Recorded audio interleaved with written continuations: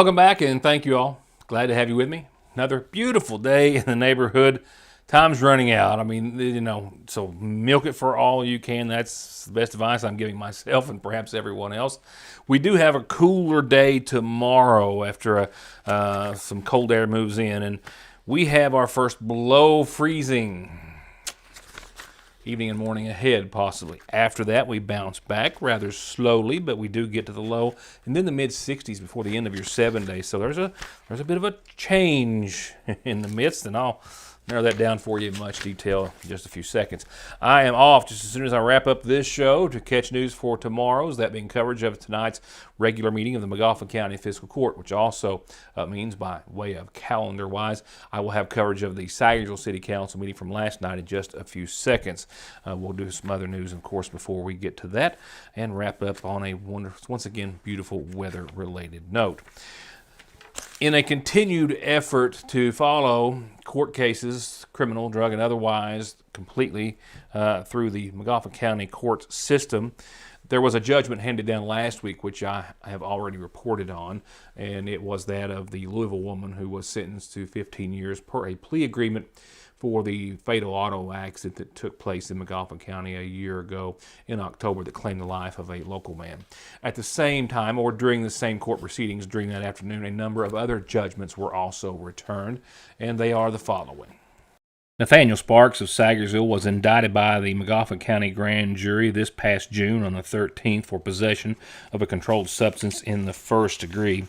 During a court proceeding last week, the defendant was sentenced on count 1 to 3 years, the single count of possession of meth, 3 years in prison, to be probated, however, for 3 years, or until successful completion of a drug treatment program, during which, as is customary for all sentences, he must undergo random drug and or alcohol screens and other guidelines. Charles M. McGuire of Sagersville was indicted back in May for trafficking in meth, possession of a controlled substance, trafficking in marijuana, and theft of identity of another without consent. And the court found that with a likelihood during a period of probation or conditional discharge he would commit another crime, and that the defendant was in need of correctional treatment. He was sentenced to count 2 for 3 years, count 3, 3 years, and for count 4 as well 3 years. Count 1 was dismissed with prejudice. Those 3 counts and 3 years each will run concurrently, however, meaning he was sentenced to a total of 3 years. Roy Logan Holland of Paducah was indicted back in August of 2024, last year, on charges of burglary in the third, possession of burglary tools, public intoxication, excluding alcohol, criminal mischief in the third degree for breaking and entering Poor Boys Produce here in Sagersville. He was sentenced on count 1 to 3 years, probated, however, for 3 years or until successful completion of a drug treatment program. The rest of the counts were dismissed. John D. May was indicted by the McGoffin Grand Jury in June of this year for possession of meth in the first, assault in the fourth, domestic violence, possession of paraphernalia, and being a persistent felony offender in the second degree for having at least one prior felony on his record. It was ordered by the court that he was sentenced on count 1 to 3 years in 3 years in prison, but to be probated for all 3 years or successful completion of a drug treatment program. The other counts were dismissed. The Johnson County Sheriff's Department this week arrested a Johnson County man for driving under the influence, as well as other charges or another serious charge. This following a similar arrest that took place just weeks ago. It was just yesterday afternoon, shortly after 4 o'clock, that the Johnson County Sheriff's Department received a report of an auto accident on 1428 in Johnson County, a vehicle collision with possible injuries. When they got there, one of the officers was approached by a young woman who advised that her father had been drinking and was operating the white vehicle in question. He was found behind the seat of the vehicle talking to EMS upon arrival of the officer and denied being under the influence of alcohol or anything else, and was signing a refusal for medical transport or treatment. However, he continued after that to fail all field sobriety tests and blew a .211 on a personal breathalyzer, approximately nearly 4 times the legal limit. The driver of the white vehicle said that the Individual seen here, Philip Brent Murray, was actually completely in the wrong lane of travel and caused what the police described as a head-on collision. It was just back this past August that he was arrested in Johnson County for driving what was believed to be the same white vehicle after it was reported to be all over the roadway. He didn't stop for authorities initially when they tried to pull him over, but finally did. And as police citations indicate, in both of these incidents, there were at least 2 empty bottles of Southern Comfort that were found in the floorboard of the vehicle. At that time of the arrest in August, he also had a blood alcohol content of about 3 times over the legal limit. SMB is proud to stand with you with what might be your very first and definitely last checking, savings, retirement, even Christmas Club account, along with consumer, auto, mortgage, business loans that you can easily manage from anywhere in the world with safe, secure mobile and online banking that comes from over 120 years of commitment to your financial life and well-being, today, tomorrow, and forever. Salyersville National. It's just the perfect spot to grab lunch, a snack, something sweet, pick up your meds, or have them brought to you curbside. It's your hometown Good Neighbor Pharmacy that's been proud to serve you and your families for over 100 years. And now on their already incredible menu, fresh baked goods from the Daily Bread. Frazier's Prater Drugstore, 349-3135. For whatever reason, if your working days are over, don't do anything before you meet Grover. Social Security, disability, SSI, work injuries, wear and tear, and hearing loss. 888-9-GROVER. There are several risk factors that may put a patient at risk for heart disease. Especially people who have diabetes or hypertension or high cholesterol and have a family history of heart disease. Neglecting to see a cardiologist can put you in trouble. You may develop problems that may not be reversible. We see many people who do not have an actual diagnosis of a heart problem, but may be at risk of heart disease, and we do whatever we can to help mitigate that risk to help prevent disease in the future. ARH. More for Appalachia. Johnson Central High School stands alone in providing the most college and career programs of study in one building throughout the entire state of Kentucky. This includes pathways in everything from the medical field to engineering, telemedia, welding, agriculture, and even aviation. And that's just to name a few of the 32 different choices. Work has also been started on a brand new state-of-the-art high school. So now is the time for your child to experience the power of opportunities in Johnson County School. Welcome to the best sales, the best service, and the best selection in the viewing area and Eastern Kentucky. It's Conley Tire in Staffordsville, where they have big specials on big name brands every month. And as always, brake jobs, oil changes, computer diagnostics, and 6 months no interest. Conley Tire in Staffordsville and conleytire.net. Salyersville City Council coverage is almost complete, so with that, a new calendar, an updated one for tonight, brought to you by McGoffin Farm Bureau. For McGoffin County parents, a Title I parent meeting has been set for this Thursday, day after tomorrow, noon till 2 at the Health Department.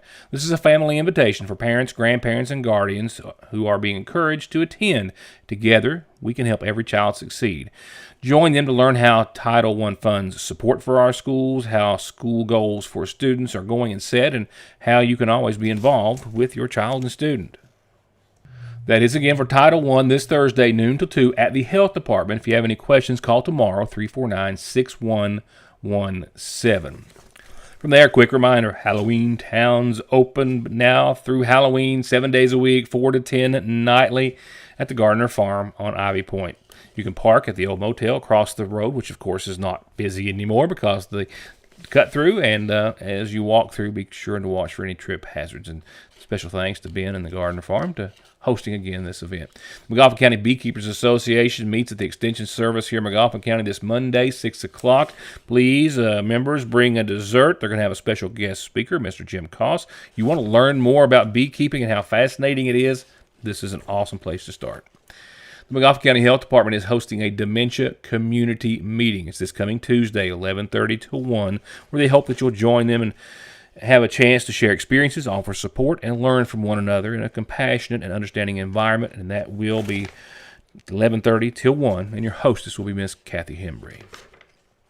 From there, we'll go on to service announcements, funeral service announcements, and they begin tonight with services to begin this Thursday at 1 for 77-year-old Candace Sue Gardner Jenkins of Sagersville. She passed away Monday, the daughter of the late James and Frances Kraft Gardner. She's going to be laid to rest following services that start 1 o'clock this Thursday from the Fritz Church of God. Friends can call on the church tomorrow evening after 4 for visitation. Martha Ellen Sammons, 65 of Sagersville, widow of David Marley Sammons, passed away on Wednesday of last week. The daughter of the late Raymond Gilliam and Thelma Newsom Gilliam. She survived by her daughter Charlonda Matthews, her brother Johnny Gilliam, and sisters Kathy and Katrina Hall, and 2 grandkids. She was also preceded in death by 2 brothers and a sister. And services for Martha Sammons will be held Thursday at 1 from the Hall Funeral Home in Martin. Visitation will be 6 to 10 tonight and 10 till 10 tomorrow. David Nelson Prater, 69, was called home on September the 17th of this year. He is preceded in death by his parents, Donna Prater Jr. and Laura Eleanor Arnott, his sister, Donna Reddy, his brother, Doug, his aunt, Emma Hughes, and his uncle, Flynn Arnott. He's also survived by a host of family and friends. A memorial service in his honor is going to be held this coming Sunday at 2 o'clock at the Magoffin County Funeral Home. Dora Mae Minix, 84 of Sagersville, passed away today. Arrangements are incomplete at this time to be announced by the Magoffin County Funeral Home. And a correction to an in loving memory that we were asked to pass along last night on what would have been her birthday, that being Flora Collins, a proud mother of 13 children who is greatly and sadly missed and much loved. As cold and flu season approaches, there's another respiratory illness you should watch for: pneumonia. Like the flu, pneumonia can cause serious health risks and be life-threatening. If you have any questions about how to keep yourself and your loved ones safe and healthy, need over-the-counter relief for any symptoms, or want to keep your immune system at its best, stop by Parkway Pharmacy in Sagersville. At Big Sandy Healthcare, every patient is seen as an individual deserving of respect, compassion, and top quality care. For us, it isn't about who they are or where they come from, but about the dignity and the care that they deserve. Our commitment goes beyond simply treating diseases. We tackle food insecurity, transportation problems, and other barriers many of our patients experience that hold them back from living fuller, healthier lives. At Big Sandy Healthcare, that's what sets our organization apart. Don't let the colors and shades and styles of the season escape. New must-see arrivals are at the Seasonal Shop. Already famous for their most cozy of home decor, and now for ladies' fashions too. Business, casual, a night out, they have you taken care of. And when it comes to a night in, the shop has gone all in on their sleepwear selections that are even more comfortable than they are already classic. And don't forget bridal and baby registry at the shop, the Seasonal Shop in downtown Sagersville. One name, one call, one ultimate solution to your heating and cooling, sales, 24-hour service, and installation for home, commercial, boilers, chillers, and VRF systems. With over 15 years of experience and now based right here in the viewing area, Ultimate Air, 496-6651. Youth. Experience. Modern solutions to modern problems. Proven solutions to legal problems. An emerging face in the courtroom. A known presence in the courtroom. Together, we are multifaceted. Together, we will do right by you. If you are having any legal issues at all, just relax and call Max. If a car wreck is causing you pain, just pick up the phone and call Donald Wayne.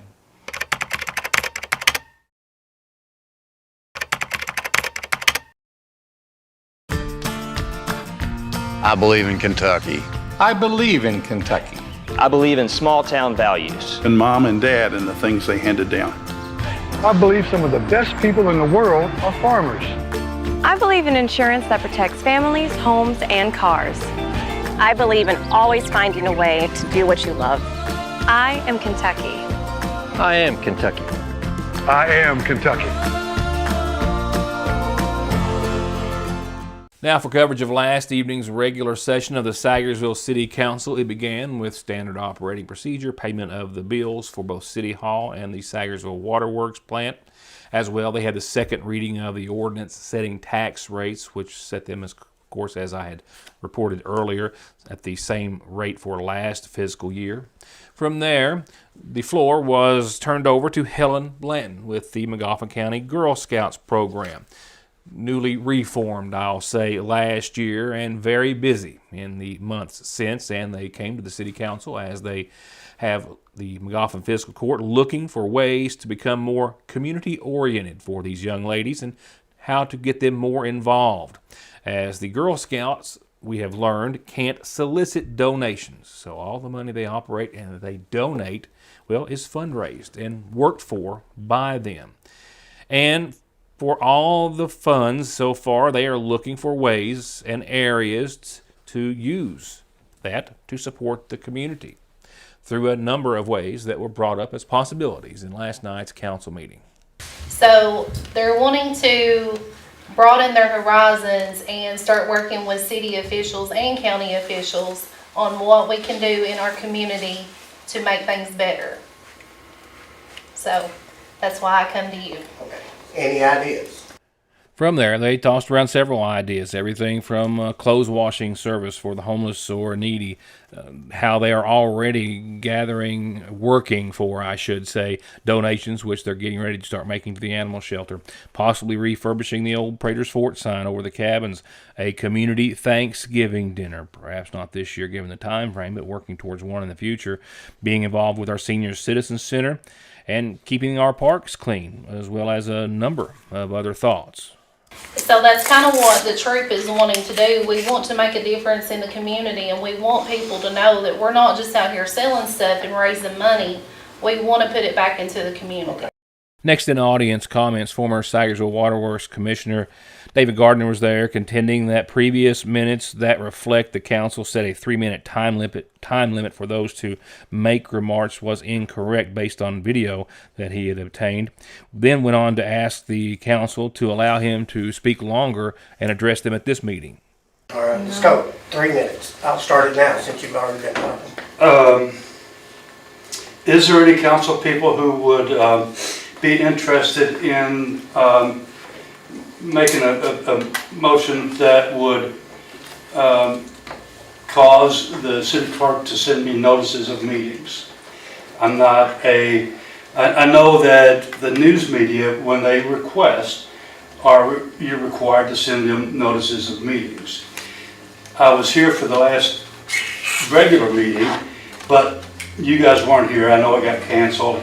And then, but I didn't show up to look at the door to see when the special meeting was. I would love to have been here. So I would like to receive the same information, or not the same information. All I need is just a notice for when all the meetings are going to occur, because I assure you I'm going to keep showing up for the meetings. Third Monday of every month. But I was here, and the ones I don't know about, Mayor, are the special meetings. And those are the ones you have to look at the door, and I particularly would like to have some notice when those special meetings are occurring. Is that possible? Are any council people willing to make that motion? I guess not. They don't want to. So that's all I'm asking is that you treat me like a news organization. But you're not. Sir? But you're not. You're just citizen. Right, but I'm asking if then the council... I would have to send every citizen one then. No.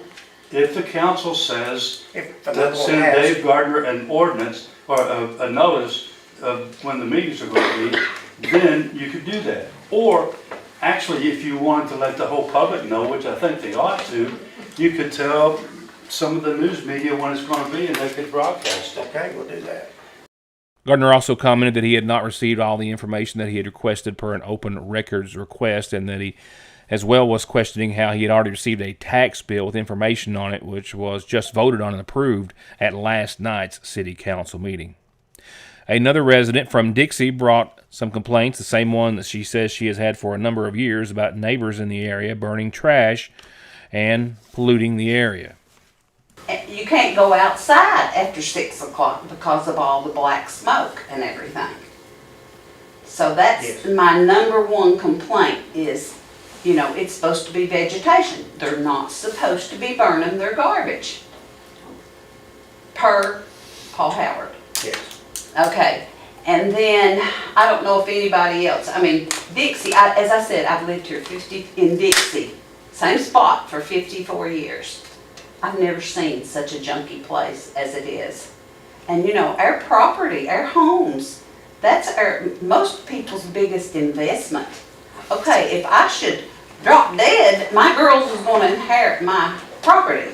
Who's going to want to buy it with the mess behind me? Okay, renters need ordinances. They need laws. You know, they need to keep their place clean. They, you know, and you go up in Dixie, there's a few houses that the grass hasn't been mowed, or maybe one particular, in 3 years. I know the one. And, you know, that causes rodents. Yeah. You know? And then lately, the property behind me had dogs. They've dug 5 holes in my yard. These dogs needs to be on leashes. In response to that, Mayor Howard said that he and his wife were working on a nuisance ordinance right now and hope to have it to present to the council at next meeting. All right, I present to you, drum roll please, not so much, tonight's Licking Valley RECC 7-day. We're still looking very nice, a lot on the cooler side for at least one morning and one evening, and that is about 24 hours or so from now.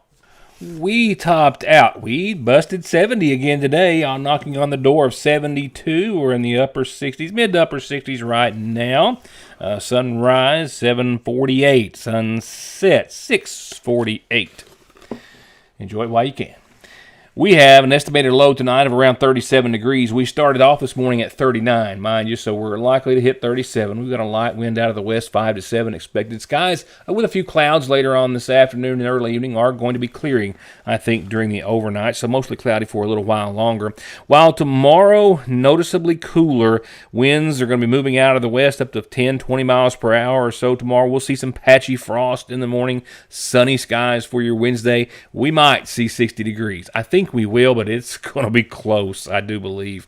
So frost, sunshine, some winds, and about 60. It's going to feel chilly in the air tomorrow. Thursday, similar. Winds will be much more calm and not noticeable as much, but still low 60s, maybe mid, but probably closer to low. 32 for your nighttime low. So look at that. Below freezing tomorrow night and right at it Thursday. So that means frost, sunshine, and clear skies to go along with it on your Thursday. While Friday, we're still hovering at around 60, not gaining any ground whatsoever. Doesn't look as though, with 60 and 35, a little bit out of the freezing mark, but still in the frost mark, sunny and partly cloudy that night for the rest of your Friday. And turning to the all-important weekend, we do have some improvements temperature-wise. 63 and 43. We're out of the 30s and out of the frost for a little while, so 63, I think 65 or so Saturday's a good bet. Partly sunny skies, a few clouds that night, not really making anything to speak of. Sunday, mid-60s, mid-40s for your high and your low. Some partly sunny skies, and from there on for the rest of your 7-day, Sunday, Monday, and Tuesday, we're pretty much right in the mid-60s and the mid, flirting with the upper 40s for our daytime highs and lows. Sunshine during the day and a pesky 30% chance of showers pretty much across the board.